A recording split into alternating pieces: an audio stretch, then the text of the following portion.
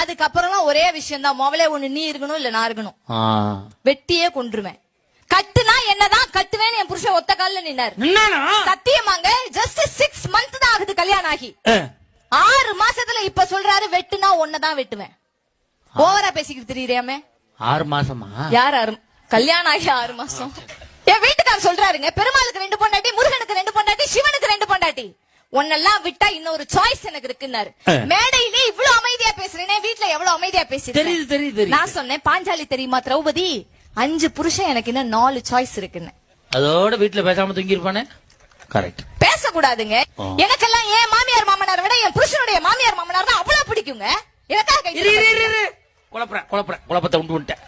மெட்ராஸ் வேலையை நீ காட்டுற. என்ன குழப்பம்? என்ன சொன்ன திருப்பி சொல்லு. எனக்கெல்லாம் என் மாமியார் மாமனாரை விட என் புருஷனுடைய மாமியார் மாமனார்னா ரொம்ப பிடிக்கும். அப்போ உங்க அப்பா அத்தா குழப்பிட்டாங்க பத்திலா. எவ்வளவு டெக்னிக்கா பேசுறதுக்கு பாருங்க. என் புருஷனோட மாமன் மாமியா உங்க அப்பா அத்தா.